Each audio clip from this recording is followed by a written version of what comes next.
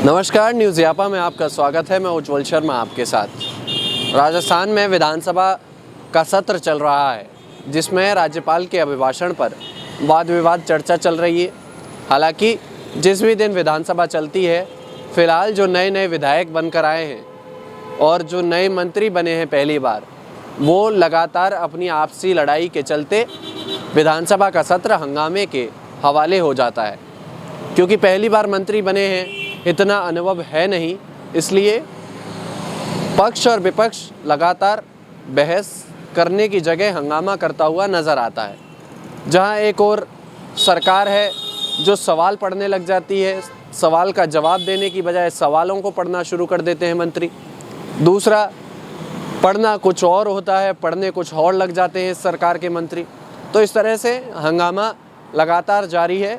इस बीच सचिन पायलट आज जयपुर पहुंच गए हैं। सचिन पायलट सुबह जयपुर पहुंचे, जहां सचिन पायलट ने अपने कार्यकर्ताओं और आमजन से मुलाकात अपने जयपुर स्थित सिविल लाइंस आवास पर की है। और खबर ये भी आपको बता दें कि सचिन पायलट सिविल लाइंस स्थित 11 नंबर बंगले में ही आगे रहते हुए नज़र आएंगे। जिस तरह से तमाम चर्चाएं थी कि सचिन पायलट से बंगला खाली कराया जा सकता है, लेकिन सचिन पायलट को विधानसभा की जो आवासन कमेटी है या आवास कमेटी है, उसने सचिन पायलट को वही बंगला आवंटित किया है जिसमें सचिन पायलट पहले रह रहे थे। तो मतलब आज सचिन पायलट ने उसी आवास पर अपने कार्यकर्ताओं और आमजन से मुलाकात की। अब सचिन पायलट कयास लगाए जा रहे थे कि विधानसभा में पहुंचेंगे, लेकिन शाम होने तक सचिन पायलट वहां नहीं पहुंचे।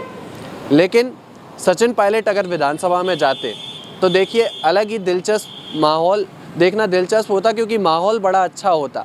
सचिन पायलट जब बोलते तो सत्ता पक्ष और विपक्ष दोनों को सुनना पड़ता। और सचिन पायलट जिस तरह से मुद्दों की बात करते हैं, तो ऐसे नेताओं की ज़रूरत है राजस्थान के विधानसभा में जब सत्र चलता है कि ऐसे नेताओं से ज़्यादातर संवाद स्थापित कराया जाए राजस्थान की विधानसभा में। क्योंकि ये ज़रूरी है जो नए सदस्य आए हैं उनके लिए भी, कि किस तरह से बातचीत की जाती है, किस तरह से विचार विमर्श किया जाता है, किसी मुद्दे पर किस तरह से वाद विवाद किया जाता है। अब सचिन पायलट जयपुर तो पहुंच गए हैं, आमजन से मुलाकात भी की है, कार्यकर्ताओं से भी मुलाकात की है। और सचिन पायलट कल बूंदी भी जाएंगे, जहां वे पूर्व मंत्री अशोक चांदना और हिंडोली विधायक हैं अशोक चांदना, उनके पिता को श्रद्धांजलि अर्पित करेंगे। और टोंक में भी सचिन पायलट जो उनका निर्वाचन क्षेत्र है, वहाँ कई जगह दौरा कर सकते हैं। और सचिन पायलट का ये दौरा बड़ा अहम माना जा रहा है, क्योंकि देखिए सचिन पायलट की और अशोक चांदना की आपसी सियासी लड़ाई थी, लेकिन ऐसे वक्त पर सचिन पायलट बड़ा दिल दिखाए हैं और सारी लड़ाइयों को भूलकर अब दोनों नेता एक साथ बैठेंगे, कल बातचीत करेंगे। हालांकि सचिन पायलट उनके पिता को श्रद्धांजलि देने जा रहे हैं, तो ऐसे में राजनीतिक चर्चा तो नहीं होगी, लेकिन एक परिवार के तौर पर सचिन पायलट उनसे चर्चा कर सकते हैं। क्योंकि सचिन पायलट का चाहे उनके विरोधी हों चाहे उनके अपने हों, सभी के लिए व्यवहार एक जैसा रहता है। अपना तो सचिन पायलट का देखने को मिलता है।